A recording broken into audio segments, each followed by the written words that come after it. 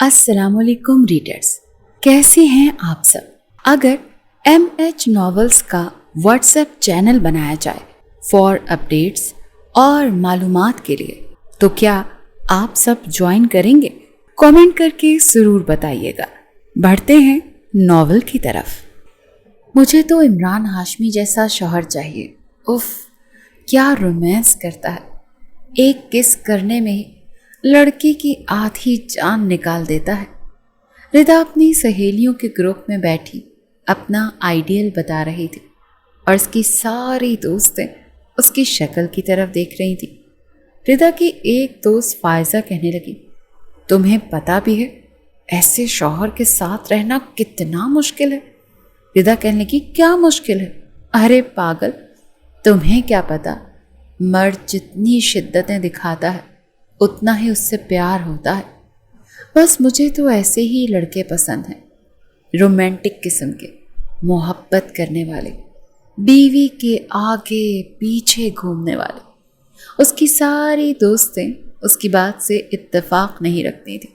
کچھ کہنے لگی، یہ باتیں تو صرف فلمی حد تک ہی اچھی لگتی ہیں، حقیقت میں اگر ایسا ہو تو عورت بہت جلد ایسے شخص سے تنگ آ جاتی ہے۔ وہ کہنے لگی، لیکن میں تو کبھی تنگ نہیں آ سکتی۔ لیکن کچھ کی سوچ ردا جیسی تھی، کہنے لگی، تم ٹھیک کہہ رہی ہو، شوہر تو رومانٹک ہی ہونا چاہیے۔ ماتھے پر بل ڈالے رکھنے والا مماز بوائے تو ویسے ہی مجھے زہر لگتے ہیں۔ کہنے لگی، اور کیا بھائی، میں تو سسرال میں رہنے کے حق میں ہی نہیں ہوں۔ لڑکا وہ ہو جو اکیلا رہتا ہو تاکہ جب دل چاہے بندہ رومانس کر لے۔ بہرحال اس قسم کی رومانٹک فلمیں دیکھنا ردا کو بہت حد تک پسند تھا اور اس کا پسندیدہ ہیرو عمران ہاشمی تھا۔ اسے اپنے کمرے میں سب سے چھپ کر اس کی فلمیں دیکھتی تھی۔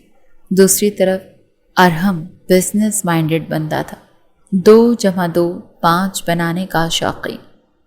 اپنا BBA کمپلیٹ کرنے کے بعد اس نے اپنے والد کے کام میں دلچسپی نہیں لی تھی، کیونکہ وہ ایک دکاندار کے لیڈیز کپڑے بیچتے تھے، لیکن اس کا دماغ ہمیشہ بڑا سوچتا تھا۔ اس نے اپنے دوستوں کے ساتھ مل کر ایک چھوٹی سی فیکٹری سے شروعات کی تھی، جہاں بچوں کے کپڑے بنتے تھے۔ جانتا تھا کہ بچوں کے بنائے گئے کپڑے کی مانگ مارکیٹ میں بہت زیادہ ہے۔ ماں باپ اپنے کپڑے خریدیں یا نہ خریدیں، بچوں کے کپڑے ضرور خریدے جاتے ہیں۔ اس نے اپنے دوستوں کے ساتھ مل کر یہ کام شروع کیا تھا۔ پہل تو آرڈر مل کر تیار کرتا تھا، لیکن پھر اپنا ایک چھوٹا سا برانڈ اس نے لانچ کیا۔ بہت کم عرصے میں وہ کامیابی کی منازل طے کرنے لگا تھا۔ سب سے پہلے جیسے ہی اس کو ترقی اور پیسے ملے، اس نے اپنی ایک الگ فیکٹری کھول لی اور اپنے اسی برانڈ کا نام لے کر اس نے علیحدہ سے بزنس اسٹارٹ کیا تھا اور 8 سالوں میں اچھی خاصی ترقی کر چکا تھا۔ چھوٹے سے محلے سے اب ایک پوش علاقے میں ایک چھوٹا بنگلہ لے لیا تھا، جس میں چھوٹا سا لان تھا۔ 3 کمرے نیچے کے پورشن میں تھے، 4 اوپر، اور ایک بڑا سا ڈرائنگ روم تھا۔ اس کی فیملی کے حساب سے وہ گھر اچھا تھا، لیکن خواب بہت اونچے تھے۔ چاہتا تھا کہ اس کی چھوٹی سی بنائی گئی کمپنی کا نام شہر کے بڑے بزنس مین میں بھی شامل ہو جائے۔ رات کو سونے سے پہلے جہاں اس کی عمر کے لڑکے حسین لڑکیوں کے خواب دیکھتے تھے، ان کی سوچیں اس حد تک محدود تھیں کہ کوئی خوبصورت لڑکی ان کی باہوں میں ہو۔ لیکن اس نے نہ تو اپنے دوستوں کی طرح لڑکیوں سے دوستیاں کی تھیں، نہ ہی اس کے پاس اتنا ٹائم تھا۔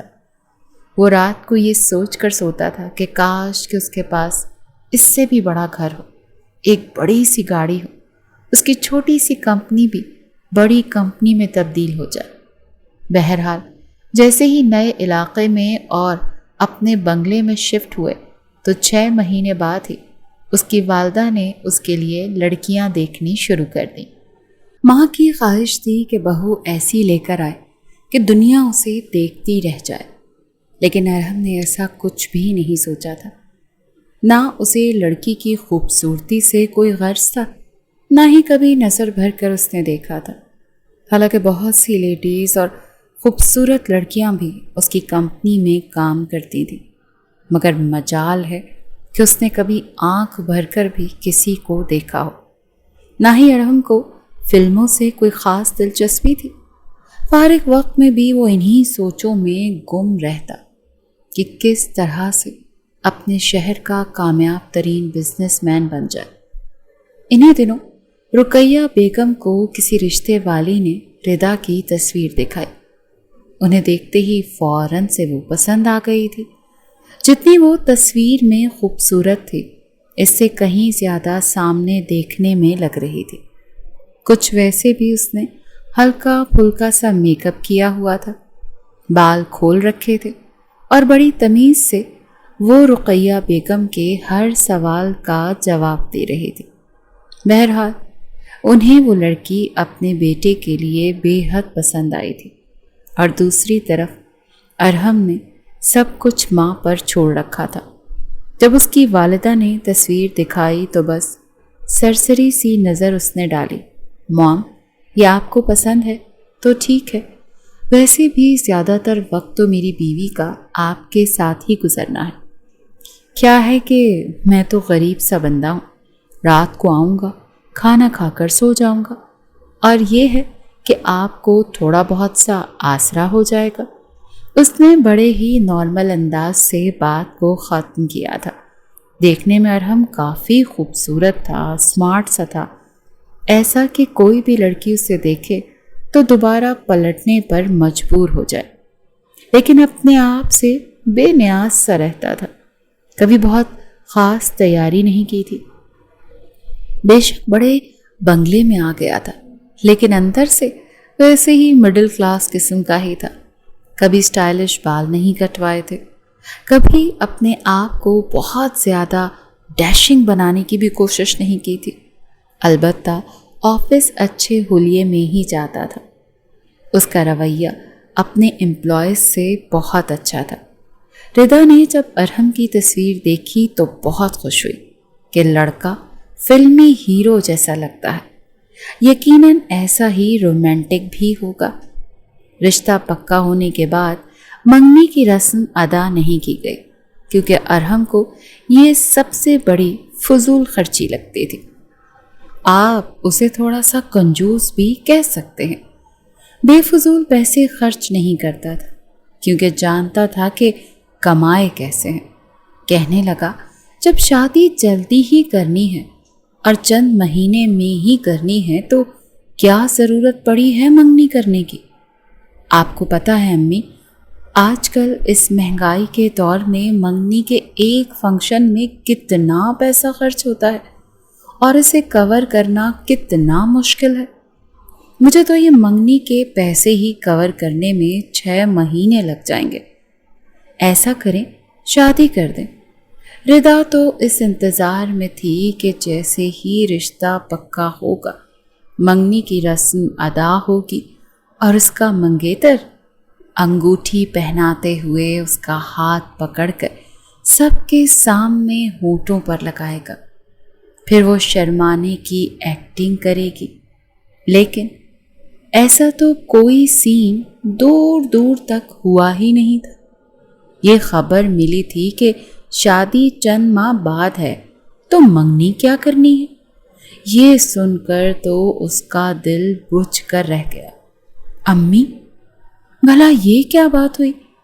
میری ساری دوستیں میرا کتنا مذاق اڑائیں گے کہ منگنی ہو گئی اور انگوٹھی بھی نہیں ہے ہاتھ میں۔ بھائی مجھے نہیں پتا، آپ ان سے کہیں کہ میں نے انگوٹھی پہننی ہے۔ اس کی والدہ کہنے لگی، ردا، تمہارا دماغ تو خراب نہیں ہو گیا؟ ارے منگنی کا مقصد یہ ہوتا ہے کہ انسان 1.5 سال انتظار کرے، لیکن انتظار تو مجھے ویسے بھی نہیں کرنا، وہ تو میں بھی نہیں چاہتی۔ اتنی لمبی منگنی کے حق میں تو میں بھی نہیں، لیکن کم از کم انگوٹھی تو پہنانی چاہیے نا ان لوگوں کو۔ کتنی بری بات ہے۔ بس آپ نا باتوں باتوں میں میری ساس کو یہ بات سنا دیں۔ اس کی والدہ نے تنگ آ کر باتوں باتوں میں رقیہ بیگم کے کان میں یہ بات ڈال دی کہ ردا کی ساری دوستیں یہ کہہ رہی ہیں کہ بھئی منگنی کی انگوٹھی تو تمہارے ہاتھ میں ہے نہیں، اور تم کہہ رہی ہو کہ منگنی ہو گئی۔ یہ سن کر ان کو کچھ سبکی سی محسوس ہوئی۔ جب انہوں نے یہ بات کھانے کے دوران ہی ارحم اور اس کی والدہ سے کہی تو اس کے والد نے کہا، ہاں ایسا کرو، چند مہمانوں کو ساتھ لے جاؤ اور تم انگوٹھی پہنا کر آ جاؤ۔ ظاہری سی بات ہے، لڑکیوں کی بڑی خواہشات ہوتی ہیں۔ ارحم کہنے لگا، کوئی ضرورت نہیں ہے آپ کو، پتہ ہے نا کہ سونا کتنا مہنگا ہو گیا، ایک انگوٹھی لینے جائیں گے تو کم از کم بھی 1,00,000 1.5 لاکھ کا خرچہ ہو جائے گا، اور پھر شادی پر بھی تو زیور پہنانے جانا ہے۔ امی آپ ان کو صاف منع کر دیں کہ ہمارے ہاں ایسا کوئی رواج نہیں۔ بیٹے کی کنجوسی دیکھ کر رقیہ بیگم کو غصہ آیا تھا۔ کہنے لگی، ارحم تم تو چپ ہی رہو، میرے پاس پڑی ہوئی انگوٹھیاں میں کوئی بھی دھلوا کر اسے پہنا دوں گی۔ وہ کہنے لگا، مرضی ہے آپ کی، چڑھا لیں سر پر، بعد میں خود ہی آپ کو مشکلات پیش آئیں گی، لیکن مجھ سے امید مت رکھیے گا کہ کل کو میں اس لڑکی کو سر پر چڑھاؤں گا۔ غضب خدا کا، ایک سہیلیوں کی خاطر میں 1.5 لاکھ خرچ کر دوں کہ محترمہ کی سہیلیوں کو یہ لگے کہ منگنی ہو چکی ہے؟ ارے منگنی کا تعلق انگوٹھی سے تھوڑی ہوتا ہے۔ ارحم کو یہ بالکل فضول خرچی لگ رہی تھی۔ بہرحال اس ہفتے کو رقیہ بیگم اپنی بہنوں اور نند کے ساتھ ردا کے گھر پہنچ گئیں۔ اسے انگوٹھی پہنائی اور ساتھ میں یہ بھی جھوٹ بول دیا کہ ارحم کی پسند کی ہے۔ وہ تو خود چاہ رہا تھا کہ انگوٹھی اپنے ہاتھوں سے پہنائے، لیکن ہمارے ہاں ایسا کوئی رواج نہیں ہے۔ ردا کا تو دل چاہا کہ کہے کیوں نہیں ہے۔ وہ تو اس انتظار میں تھی کہ ارحم اس کا ہاتھ پکڑے، انگوٹھی پہنائے، 2-4 میٹھی میٹھی سرگوشیاں اس کے کان میں کرے۔ اسے لگا تھا کہ اس کی اکلوتی بڑی نند جس نے اس کے ساتھ بیٹھ کر باتیں کی ہیں، مذاق میں ہی شاید ارحم کا نمبر دے دے، یا پھر اس کا نمبر مانگے گی کہ بھائی میرا بھائی تو تم سے بات کرنے کے لیے مرا جا رہا ہے، اس سے تو انتظار ہی نہیں ہو رہا، جلدی سے نمبر دو۔ لیکن اس کی بڑی نند نے تو کچھ کہا ہی نہیں، بس اپنا بچہ گود میں لیے بیٹھی رہی، ادھر ادھر کی باتیں کرتی رہی۔ اب اتنی بھی بے تکلف نہیں تھی کہ پوچھ لیتی کہ آپ کو میرا نمبر چاہیے کہیں۔ ارحم نے تو نمبر نہیں مانگا تھا، لیکن پھر اس نے ایک ترکیب لگائی۔ کہنے لگی، آمنہ آپی آپ میرا نمبر لے لیں، جب کبھی آپ کا دل چاہے تو فون کر لیجیے گا۔ اسے لگا شاید اس کی یہ بات سن کر آمنہ کو یاد آ جائے گا کہ ہاں ارحم نے بھی تمہارا نمبر مانگا تھا، لیکن آمنہ نے اسے کچھ نہیں کہا، بس چپ چاپ اس کا نمبر لے لیا۔ اب اسے یہ انتظار تھا کہ کب اس کے منگیتر کا فون آئے اور کب وہ اپنے دل کی بے تابیاں اس سے شیئر کرے۔ بہرحال ایسا کچھ نہیں ہوا تھا، اور ادھر وہ رات کو روز اپنا فون دیکھتی تھی، لیکن کسی نئے سے اسے فون نہیں آیا تھا، لیکن اپنی سہیلیوں سے جھوٹ موٹ کی بڑی بڑی کہانیاں سناتی تھی۔ ارے رات کو تو مجھے ارحم نے سونے ہی نہیں دیا، اتنی باتیں کرتا ہے کہ بتا نہیں سکتی۔ اس کی ساری سہیلیاں اس کے گرد چمگھٹا لگائے بیٹھ جایا کرتی تھیں۔ اچھا بتاؤ تو صحیح کیا کیا باتیں کرتا ہے؟ ایک دوست کہنے لگی، وہی باتیں کرتا ہوگا جو عمران ہاشمی اپنی ہیروئن کے ساتھ کرتا ہے۔ یہ سن کر ردا کا دل اندر سے جل کر خاک ہوا تھا، لیکن مسکرانے لگی۔ ارے اس نے تو عمران ہاشمی کو بھی پیچھے چھوڑ دیا، مجھے تو شرم آ رہی ہے بتاتے ہوئے کہ مجھ سے کیا کیا باتیں کیا کرتا ہے۔ ردا نے جھوٹ جھوٹ میں بڑی کہانیاں سنائیں۔ بہرحال وقت کا کام ہے گزرنا، تو گزرتا چلا گیا۔ ایک بار بھی ارحم نے ردا سے فون پر بات نہیں کی تھی۔ وہ تو دل تھامے بیٹھا ہوا تھا کہ ماں نے شاپنگ کے لیے 10 لاکھ کی رقم مانگ لی ہے۔ 10 لاکھ کا چیک دیتے ہوئے کہنے لگا، امی دیکھیں بے فضول کوئی چیز مت خریدیے گا، ویسے بھی جتنی مہنگائی ہے 10 لاکھ کے اندر چھوٹا موٹا زیور بھی لے لیجیے گا، اور 3 لاکھ میں لڑکی کے کپڑے آ جائیں گے، اور میں تو ویسے بھی خریدتا رہتا ہوں، میری کوئی شاپنگ مت کیجیے گا۔ اور میں سوچ رہا ہوں مہندی بھی نہیں کرتے، خواہ مخواہ کا خرچہ ہے، بس شادی اور ولیمے کا جوڑا 40-40 ہزار کا لے لیجیے گا، ویسے بھی لڑکیاں تو یہ کپڑے بعد میں پہنتی بھی نہیں ہیں۔ ابھی میرا ایک دوست بتا رہا تھا کہ آج کل تو کرائے پر بھی برائڈل سوٹ مل جاتے ہیں، اور کرایہ بھی کوئی اتنا زیادہ نہیں ہوتا، ایسا کریں کرائے پر لے لیجیے گا، 10-15 ہزار میں مل جائے گا۔ بیٹے کی باتیں سن کر رقیہ بیگم تو اپنا سر پکڑ کر بیٹھ گئی تھی۔ کہنے لگی، ارحم بس بھی کر دو کنجوسی، کوئی حد ہوتی ہے۔ وہ کہنے لگا، میں کچھ نہیں جانتا، یہ شادی اور ولیمے کا جوڑا آپ کرائے پر ہی لے لیں گی، خواہ مخواہ الماری میں سجا پڑا رہے گا نا، اس نے دوبارہ نہ پہننا ہے، اور نہ مجھے اتنی بھاری بھرکم کپڑے پسند ہیں، اور ہاں زیادہ فینسی کپڑے مت خریدے گا، کیونکہ وہ جانتا تھا کہ ایک ایک فینسی جوڑا 15,000 سے کم کا تو آتا ہی نہیں۔ بہرحال رقیہ بیگم نے پھر بھی ردا کے 6-7 فینسی جوڑے لیے، کچھ کیجول خریدے، البتہ ارحم کی ضد پر شادی ولیمے کا جوڑا کرائے کا ہی خریدا تھا۔ ردا کو تو اس بات کا رونا پڑا ہوا تھا کہ مہندی بھی نہیں ہو رہی، منگنی بھی اسکپ کر دی، اور اوپر سے مہندی بھی۔ کیا کچھ سوچا تھا اس نے کہ ارحم کے ساتھ بیٹھے گی، مہندی کی رسم ہوگی، لیکن ایسا تو کچھ بھی نہیں ہوا۔ البتہ اس کی سہیلیوں نے آ کر ڈھول پر گانے ضرور پیٹ لیے تھے۔ شادی کی رات بھی آن پہنچی۔ اپنا عروسی لباس دیکھ کر تو ردا اش اش کر اٹھی تھی۔ بہت خوبصورت تھا، کافی مہنگا لگ رہا تھا، اور پارلر سے تیار ہو کر تو وہ بے حد حسین لگ رہی تھی۔ نکاح کے ایجاب و قبول پر ایک آنسو اس کی آنکھ سے نہیں بہا، اور نہ ہی رخصتی میں اس نے رونے کی زحمت کی۔ بہرحال شادی ہو کر رخصت ہو کر وہ ارحم کے سنگ اس کے گھر آ چکی تھی۔ کمرے میں پھولوں کی سجاوٹ بہت کم تھی، بس کہیں کہیں گلاب کے پھول لگے ہوئے تھے۔ اس نے تو سمجھا تھا کہ پورا کمرہ گلاب اور کینڈل سے سجا ہوا ہوگا، کسی حسین خوابگاہ کی طرح، لیکن یہاں تو ایسا لگ رہا تھا کہ یہ چند گلاب کی پتیاں بھی بڑی مشکل سے کمرے میں سجائی گئی ہیں۔ بیڈ پر سادی سی چادر بچھی ہوئی تھی، کوئی گلاب کے پھولوں سے ہارٹ نہیں بنا ہوا تھا، دیواروں پر بس کہیں کہیں ایک ہی گلاب کا پھول لگا ہوا تھا۔ بہرحال وہ بیڈ پر جا کر بیٹھ گئی۔ آنے والے وقت کا سوچ کر دل میں بڑے گدگدانے والے احساسات پیدا ہو رہے تھے۔ کچھ دیر بعد ہی ارحم کمرے میں آ چکا تھا۔ ردا کے دل کی دھڑکنیں تیز ہو گئی تھیں۔ اس نے کمرہ بند کیا۔ توبہ ہے، رسمیں ہیں کہ جان چھوڑنے کا نام ہی نہیں لے رہی۔ پوری جیب خالی ہو گئی میری۔ امید نہیں تھی کہ ارحم کے منہ سے پہلی بات یہ سنے گی۔ بہرحال وہ دلہنوں کی طرح شرمانے کی کوشش کر رہی تھی، نظریں بھی جھکا کے رکھی تھی۔ اسے لگا ارحم اس کے پاس آ کر بیٹھے گا، اس کا ہاتھ پکڑ کر چومے گا، رونمائی کی انگوٹھی پہنائے گا، محبت بھری باتیں کرے گا کہ منگنی سے شادی تک کے عرصے میں اس نے کتنی بار ردا کے بارے میں سوچا، کتنی مشکل سے اس کے دن اور رات کٹے ہیں۔ لیکن ارحم نے تو سب سے پہلے شیروانی اتاری، اسے جھاڑا، ہینگر میں لگا کے رکھ دیا، کیونکہ وہ بھی ایک دن کی کرائے پر لی گئی تھی۔ پھر ردا کو عروسی لباس میں دیکھا تو یہ ڈر لگنے لگا کہ کہیں خراب ہی نہ ہو جائے، کیونکہ دکاندار نے کہا تھا کہ ذرا بھی جوڑا میلا ہوا یا خراب ہوا تو پیسے زیادہ کاٹ لے گا۔ اسی لیے اس کے پاس جا کر بیٹھ گیا۔ اس کا دوپٹہ ٹھیک سے دیکھنے لگا کہ کہیں زیادہ بال پن تو نہیں لگے، اس کے دھاگے تو نہیں کھینچے گئے۔ اسے ہی اپنا دوپٹہ دیکھتے ہوئے ردا کچھ الجھن کا شکار ہوئی تھی۔ اسے تو لگا تھا کہ اس کا چہرہ دیکھے گا، اس کی تعریف کرے گا، لیکن سب کچھ ٹھیک تھا۔ ارحم نے سکون کا سانس لیا، کہنے لگا شکر ہے کہیں سے دھاگے نہیں نکلے۔ اچھا ایسا کرو کہ تم کپڑے چینج کرو، ویسے بھی اتنے بھاری کپڑوں میں تھک گئی ہوگی۔ ردا کو تو یقین نہیں آ رہا تھا کہ اس کے کان کیا سن رہے ہیں۔ اسے تو لگا کہ اس کا شوہر رات بھر اسے عروسی لباس بدلنے ہی نہیں دے گا۔ بہرحال وہ بھی بیٹھی رہی۔ ایسی شرم و حیا کا اس نے کیا کرنا تھا جو اس کی شادی کی رات کو ہی برباد کر دیتا۔ ماتھے پر بل ڈالے ردا نے چپ چاپ بیٹھنا ہی بہتر سمجھا۔ ارحم نے جب اسے یوں ہی بیٹھے دیکھا تو کہنے لگا کیا بات ہے، چینج نہیں کرنا تم نے؟ وہ کہنے لگی نہیں کرنا، میں آپ کے لیے دلہن بنی بیٹھی ہوں اور آپ نے میری تعریف تک نہیں کی۔ ارحم اب مشکل میں پڑا تھا، کیونکہ تعریف تو اس نے کبھی کسی لڑکی کی ہی نہیں تھی، خاص طور پر اس کی خوبصورتی کی۔ وہ بالکل خالی تھا ان چیزوں سے۔ اب یہ سوچ رہا تھا کہ کیا کرے۔ کہنے لگا ظاہری سی بات ہے، تم دلہن بنی ہوئی ہو تو اچھی لگو گی ہی نا۔ ردا کہنے لگی کیا مطلب اچھی لگوں گی؟ آپ کو پتہ ہے کہ لڑکی کے شادی کے رات کیا کیا ارمان ہوتے ہیں؟ کہنے لگا اچھا ٹھیک ہے۔ پھر اس کے مہندی والے ہاتھ پکڑ لیے۔ ردا چہرے کے تاثرات کچھ نرم پڑے تھے، چہرے پر مسکراہٹ پھیل گئی۔ اس کی مہندی دیکھنے لگا، سوچ رہا تھا کہ کیا تعریف کرے جو اسے آتی ہی نہیں تھی۔ پھر اس کی مہندی دیکھ کر کہنے لگا مہندی اچھی لگی ہے، میک اپ بھی بہت اچھا کیا ہے۔ تمہیں پتہ ہے جب میں تمہاری تصویر دیکھی تھی اس سے تو بالکل نقش اس نے بدل کے رکھ دیے۔ بڑی کمال کی مہارت ہے بھائی میک اپ میں، واہ۔ ردا تو اسے حیرت سے آنکھیں پھاڑے دیکھ رہی تھی۔ ایسی تعریف تو اس نے سوچی بھی نہیں تھی کہ اس کے بجائے پارلر والی کی مہارت کی تعریف کرے گا۔ پھر اس نے جیب سے ایک مخ والی ڈبیا نکالی اور انگوٹھی ردا کے ہاتھ میں پہنا دی۔ کہنے لگا میں نے تو امی سے کہا تھا کہ کیا ضرورت ہے منگنی کی انگوٹھی پہنانے کی، آج وہی کام آ جاتی۔ خیر انگوٹھی پہنانے کے بعد ارحم نے سمجھا کہ چلو جی کام ختم ہوا۔ کہنے لگا چلو جاؤ شاباش، اب یہ کپڑے چینج کرو اور ہاں زیورات اتار کر ان کے ڈبوں میں ڈال کر بڑے احتیاط سے دراز میں رکھنا۔ یہ سن کر ردا کو غصہ آیا تھا، لیکن بہرحال ایک رات کی دلہن تھی، کچھ نہیں کہہ سکتی تھی۔ اس نے بیڈ سے اٹھ کر جیسے ہی ٹیبل کے سامنے کھڑے ہو کر اپنے زیورات اتارے اور انہیں ایسے ہی ڈبے میں پھینک دیا۔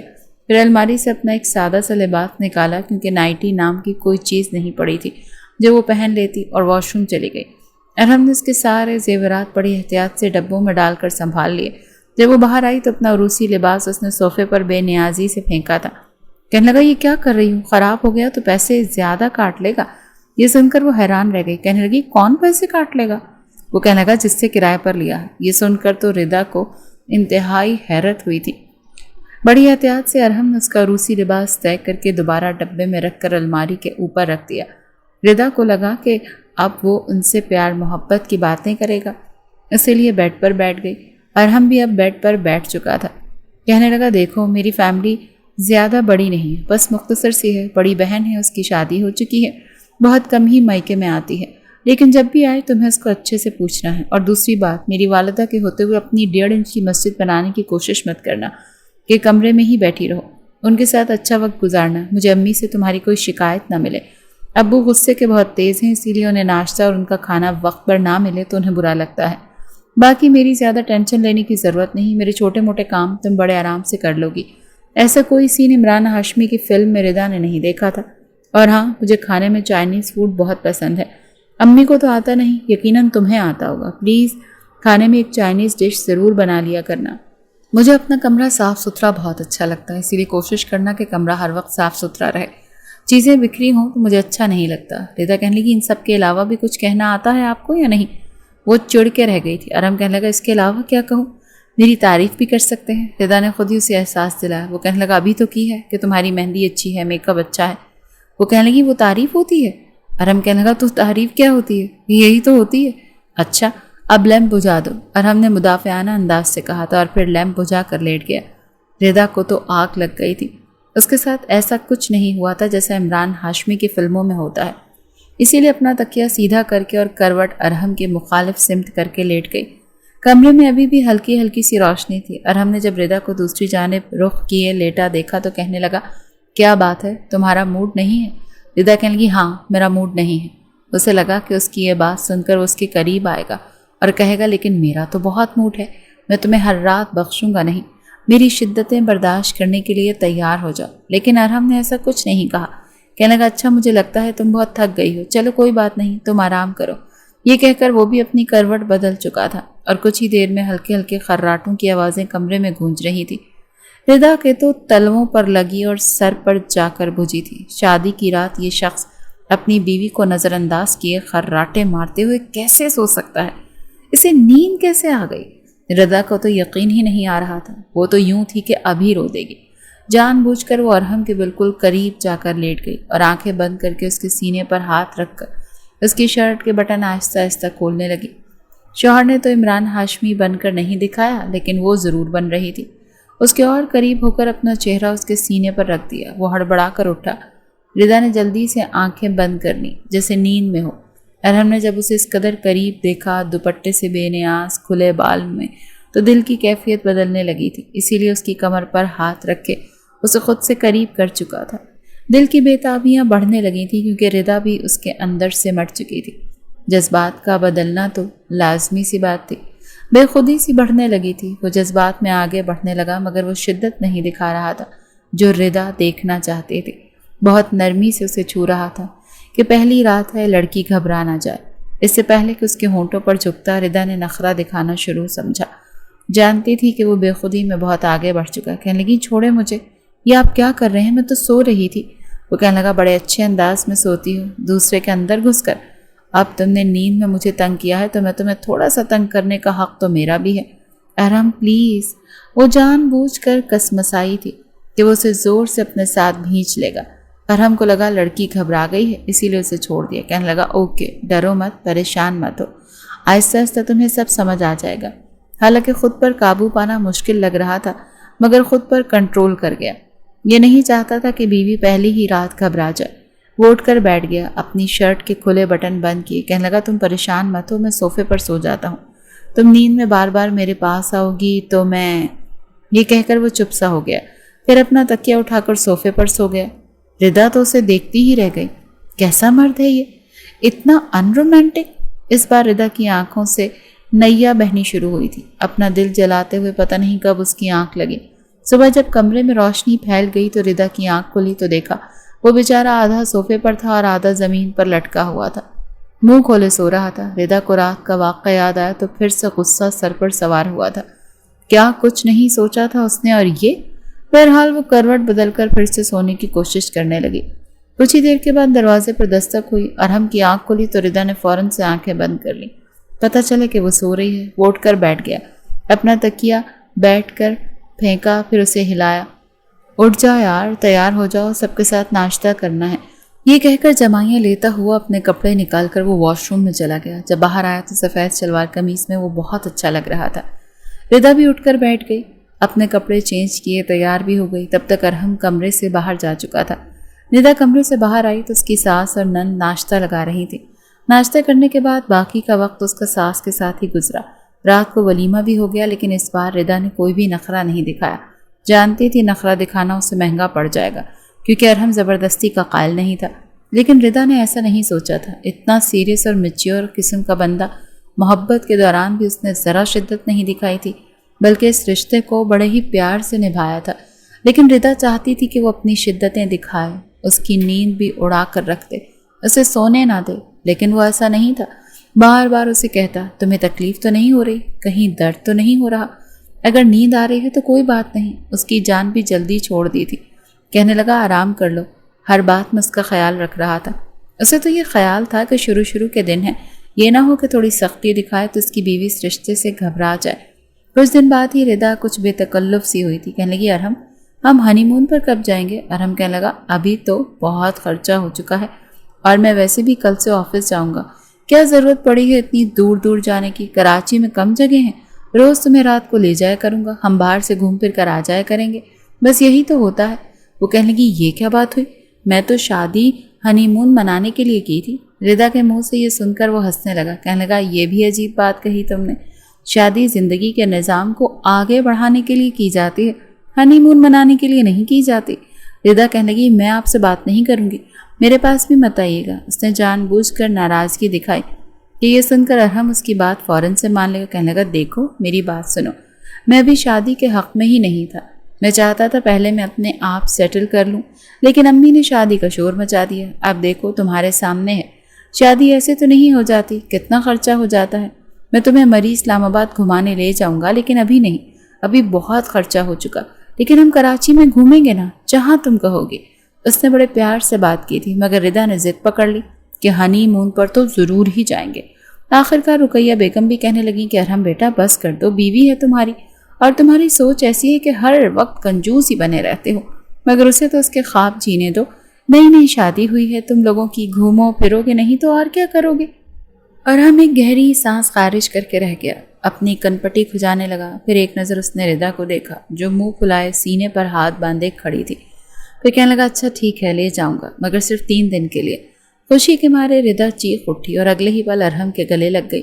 سامنے رقیہ بیگم تو اس لڑکی کی اس بے باکی پر فوراً سے اپنا چہرہ دوسری طرف موڑ کر دوپٹہ رکھ گئی۔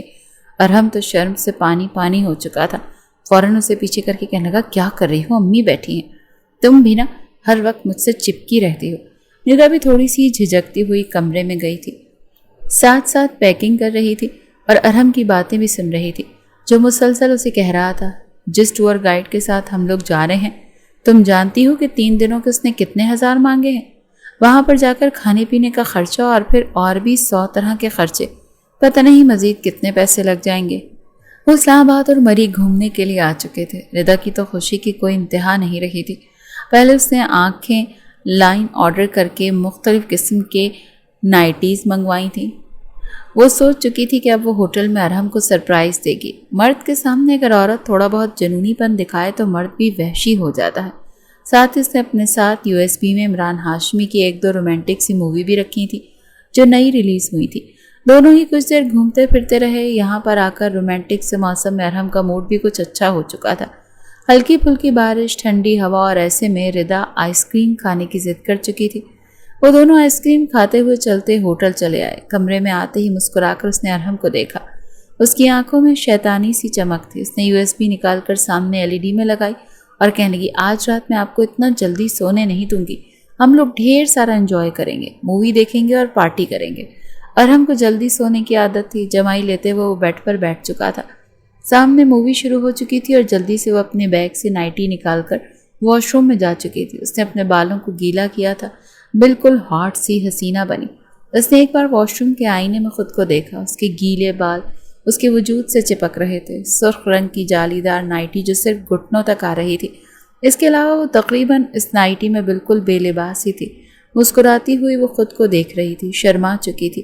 کہنے لگی بس آج تو میں اپنے شوہر کے جذبات اس قدر بھڑکا دوں گی کہ وہ ساری رات میرے ساتھ رنگین بنائے بغیر رہ نہیں پائیں گے۔ واش روم کا دروازہ کھول کر جب وہ باہر آئی تو کمرے میں ہلکی ہلکی روشنی جل رہی تھی۔ سامنے مووی شروع ہو چکی تھی اور عین وقت پر وہی سین چل رہا تھا کہ عمران ہاشمی اپنی ہیروئن کے ساتھ انتہائی بے باک حرکتیں کر رہا تھا۔ گانے پر وہ اس کے وجود کے نشیب و فراز پر اپنا ہاتھ پھیر رہا تھا۔ ارہم نے جھنجھلا کر فوراً سے اس مووی کو بند کر دیا اور کہنے لگا استغفر اللہ، یہ سب کچھ کیا ہے؟ یہ کیسی مووی لے کر آئی ہو تم جس میں صرف چما چاٹی کے علاوہ اور کچھ ہے ہی نہیں؟ یہ کہتے ہوئے اس نے جیسے اس کی طرف دیکھا تو جیسے دیکھتا ہی رہ گیا۔ ارہم کی تو آنکھیں پھٹی کی پھٹی رہ چکی تھی۔ گھبرا کر وہ اٹھ بیٹھا، تھوک نگل کر اپنا حلق تر کرنے لگا۔ اس کا منہ تو کھلا کا کھلا رہ گیا اور ردا کو اس سے ایسی ہی ری ایکشن کی امید تھی۔ وہ اپنی تھائی سے ہاتھ اوپر کمر تک لائی اور پھر کمر سے اوپر اپنی رعنائیوں پر لا کر گردن پر ہاتھ پھیرنے لگی۔ وہ بالکل کسی انڈین فلم کی ہیروئن لگ رہی تھی۔ سٹائلش انداز میں چلتی ہوئی اس کے قریب آئی اور اپنا ہاتھ ارہم کے گلے پر رکھ دیا۔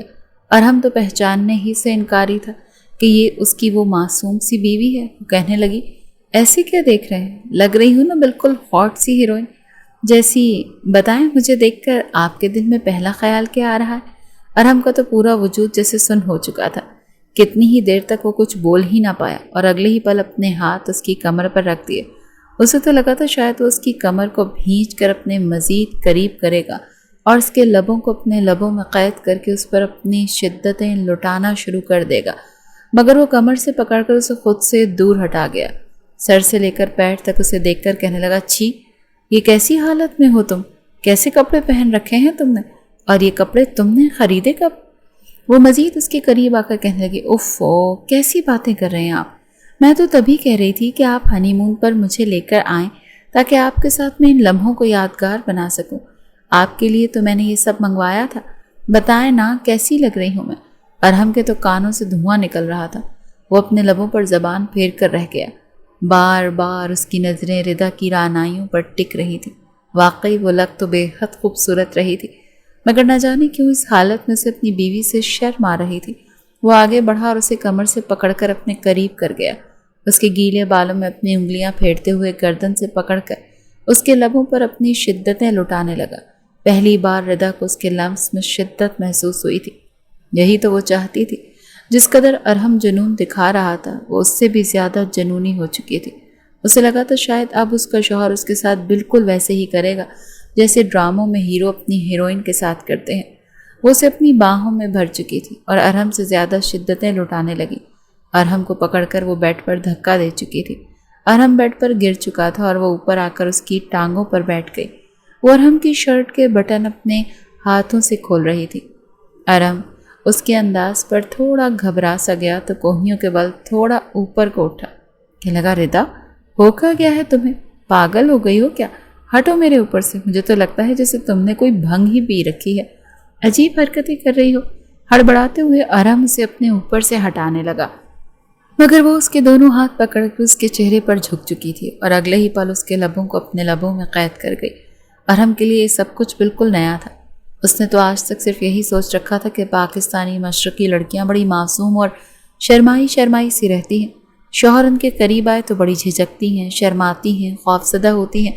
اسی لیے شوہر کو بڑے پیار سے اور آہستہ آہستہ اپنی بیوی کے قریب آنا چاہیے، اسے اپنے ساتھ نارمل کرنا چاہیے، ورنہ بیوی ناراض بھی ہو سکتی ہے۔ وہ تو بڑے ہی آرام سے اس کے قریب آتا تھا۔ شروع سے ہی اس کے ذہن میں یہی سوچیں تھیں، مگر اب جس انداز میں ردا اس کے قریب آ رہی تھی اور اس پر اپنی شدتیں لٹا رہی تھی، اس کی تو سوچ ہی مکمل طور پر بدل کر رہ گئی تھی۔ الٹا اسے ردا کے جذبات سے ایک عجیب سی الجھن اور خوف محسوس ہونے لگا۔ جیسے ہی ردا اپنی حدود پار کرتی تبھی اگلے ہی لمحے ارہم اسے غصے سے دھکا دے چکا تھا۔ آخر کو وہ ایک مرد تھا اور اس کے سامنے تو ردا جیسی نازک سی لڑکی کوئی معنی ہی نہیں رکھتی تھی۔ وہ اسے غصے سے جیسے دھکا دینے لگا تو ردا اپنا توازن برقرار نہ رکھ سکی اور بیڈ سے نیچے منہ کے بل گری تھی۔ ارہم کہنے لگا پاگل ہو گئی ہو کیا؟ یہ سب کچھ کیا کر رہی ہو؟ شرم نام کی چیز نہیں ہے تم میں؟ یہ ہو کیا ہے تمہیں؟ ایسی کون سی لڑکی کرتی ہے؟ وہ گہرے گہرے سانس لیتا فوراً اٹھا اور سائڈ ٹیبل پر پڑا ہوا پانی کا گلاس اٹھا کر اپنے لبوں سے لگا چکا تھا۔ ردا تو حیرت سے اسے دیکھ رہی تھی۔ اس کی کونھی اور ٹانگ میں شدید درد شروع ہو چکا تھا۔ نیچے گرنے کی وجہ سے وہ اسے مسلنے لگی، اندر ہی اندر شرمندہ بھی ہونے لگی، غصہ بھی آ رہا تھا اور آنکھوں میں آنسو بھی۔ اسے سمجھ نہیں آ رہی تھی کہ وہ کس طرح اس کے جذبات کو اجاگر کرے۔ ارہم کہنے لگا شرم نہیں آتی تمہیں؟ مجھے تم پر اب شک ہونے لگا ہے۔ तुम्हारी ज़िंदगी में आने वाला मैं पहला ही लड़का हूं ना। मुझे लड़का होकर तुम्हारे साथ ये सब कुछ करते हुए शर्म आ रही है, और तुम। रिदा तो सर पकड़ कर बैठ चुकी थी, गुस्से से धाड़ने लगी। कहने लगी, क्या तरीका है ये? बीवी हूं मैं आपकी, आपके लिए हलाल कर दी गई हूं। मैं आपके लिए हूं और आप मेरे लिए। क्या सिर्फ मर्द के जज्बात होते हैं? आप मुझ पर कैसे ये तोहमत लगा सकते हैं कि मैं आपसे पहले भी किसी लड़के के साथ ताल्लुक़ में थी?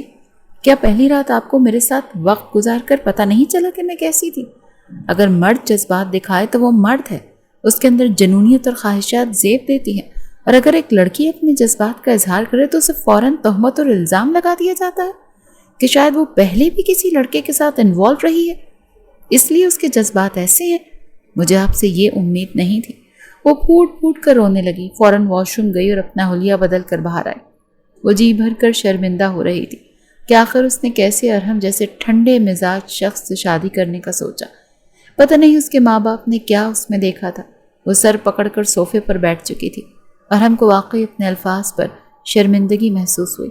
उसके सामने आया और घुटनों के बल बैठकर उससे माफ़ी मांगने लगा। कहने लगा, देखो, मेरा ये मतलब हरगिज़ नहीं था, मगर मैं हैरान हूँ कि आखिर लड़कियाँ भी क्या इस कदर जनूनी हो सकती हैं?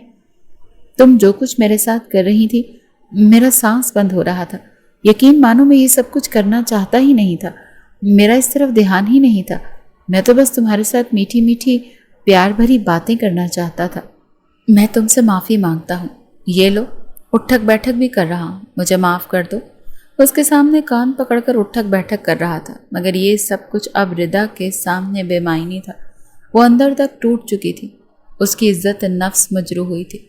दिल में ये बात बैठ चुकी थी कि उसकी जो ख्वाहिशात हैं वो अरहम पूरी कर ही नहीं सकता। क्या कुछ नहीं सोच रखा था उसने, मगर हुआ क्या था? वो रात बस ऐसे ही गुजर चुकी। अरहम सोफे पर सोया और रिदा बिस्तर पर। अगली सुबह वो सामान पैक करके कहने लगी, हम वापस चलेंगे।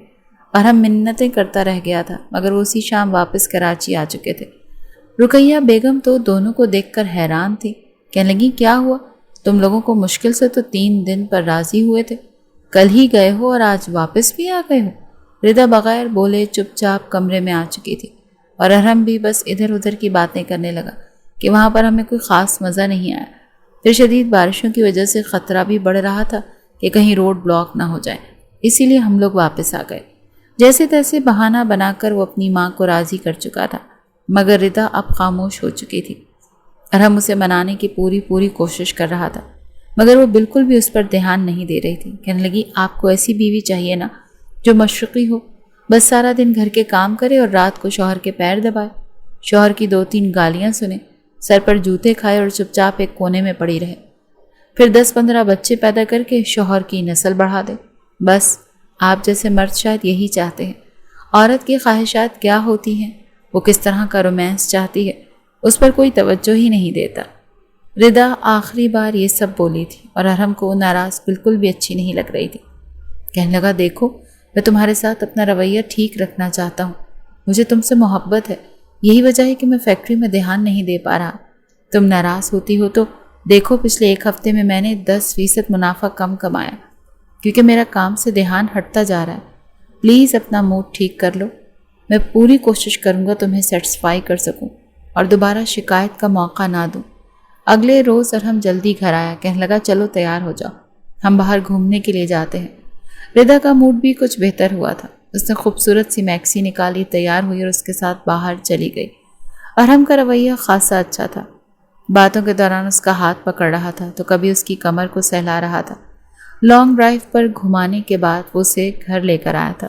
मुस्कुराकर कहने लगा, जाओ वही नाइटी पहन कर आओ जो तुमने उस रोज़ पहनी थी।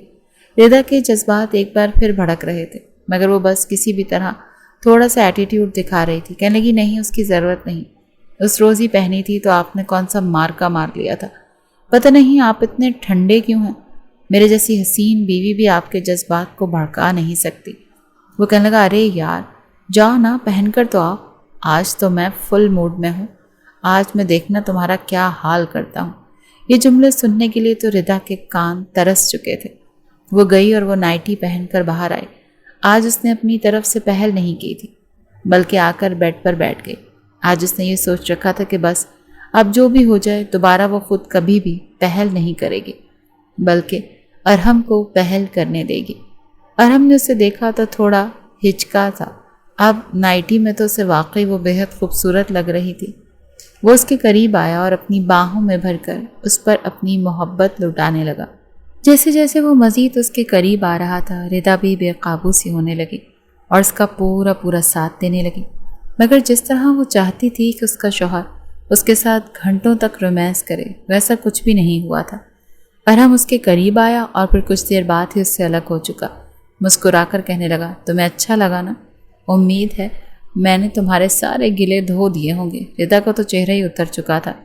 وہ غصے سے اٹھی اور واش روم چلی گئی اور ارحم اس سے پوچھتا رہ گیا کہ ارے بھائی تمہیں میں کیسے راضی کروں؟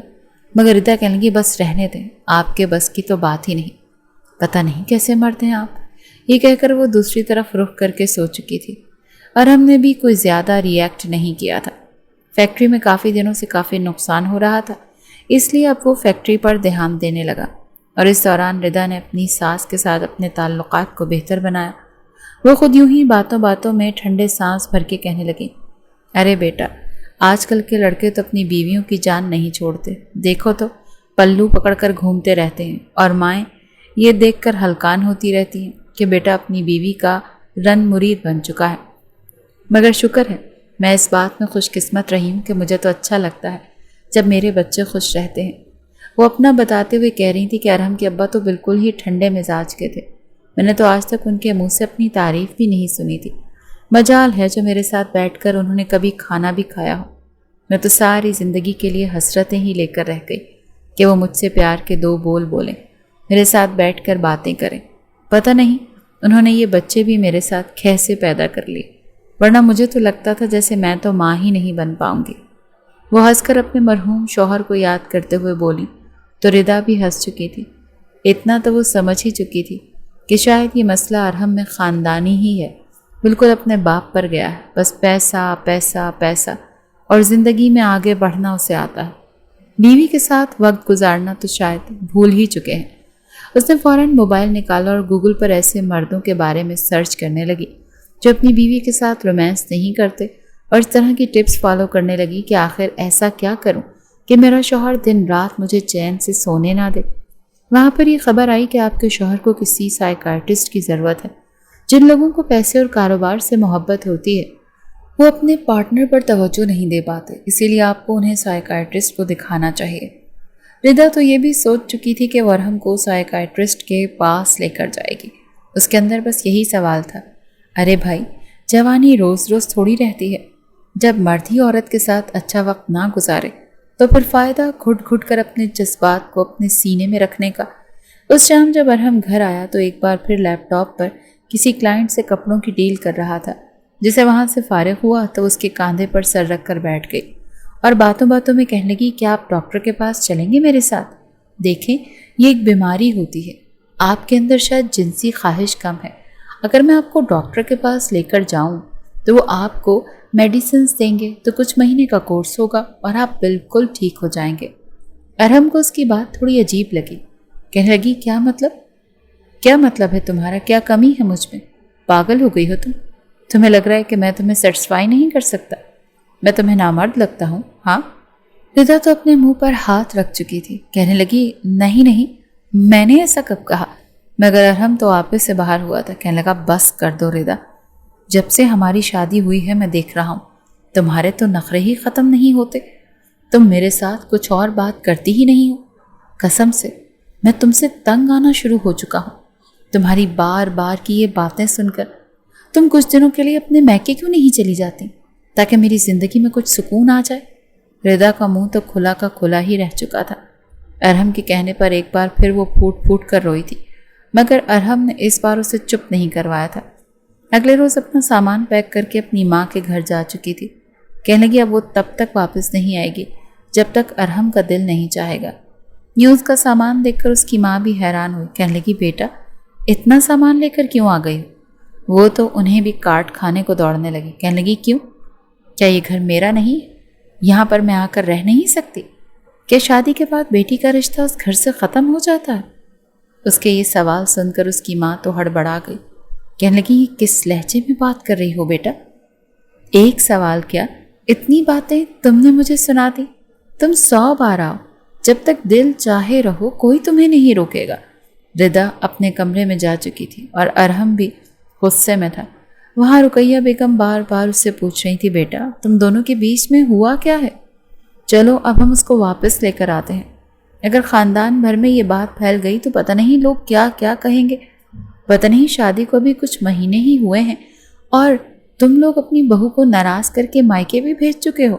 مگر ارحم کہنے لگا، نہیں اماں، اسے بہت شوق ہے، بہت زیادہ جانے کا، تو رہنے دینا، شوق پورا کرنے دیں اسے۔ پتہ نہیں کیا کھاتی رہتی ہے جو اس کی آگ ہی ختم نہیں ہوتی۔ وہ منہ ہی منہ میں یہ بڑبڑایا تھا۔ رقیہ بیگم کے کانوں تک یہ الفاظ نہیں پہنچے تھے۔ ارحم نے جی جان لگا کر محنت کی تو دھیرے دھیرے اس کا کاروبار ایک بار پھر ٹھیک ہو چکا تھا۔ جب ردا اس کے پاس تھی تو وہ رات کو بیٹھ کر اسے کپڑوں کے کچھ نئے ڈیزائنز اور مشورے بھی دیا کرتی تھی۔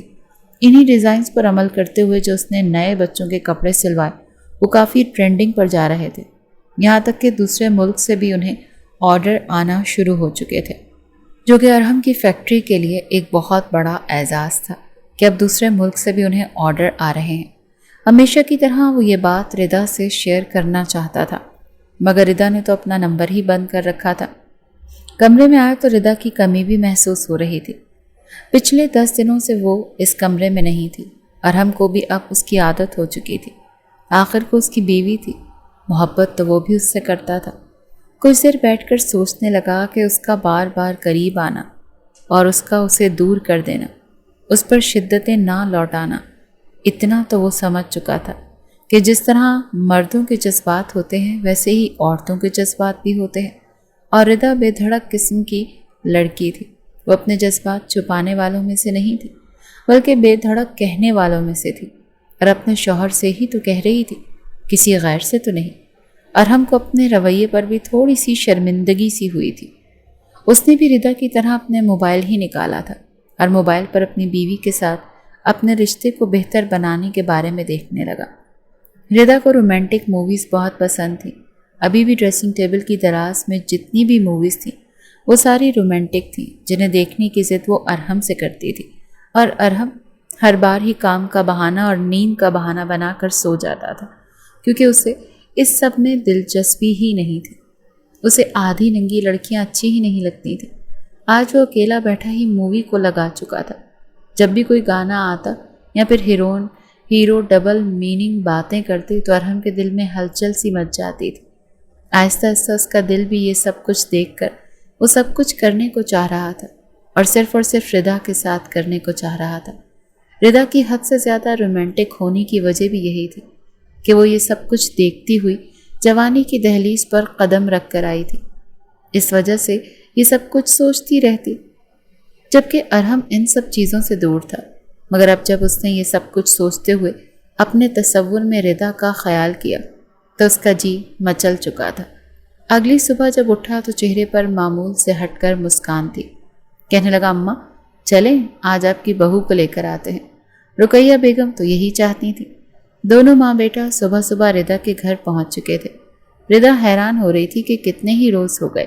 ایک بار پھر کال کر کے ارحم نے نہیں پوچھا۔ ارے کال نہ صحیح خود ہی آ جاتے۔ وہ بے دماغ سی بیٹھی ناشتہ کر رہی تھی جب اس کی والدہ رقیہ بیگم سے ملی تھی، مگر ارحم کو دیکھ کر وہ فوراً کمرے میں چلی گئی۔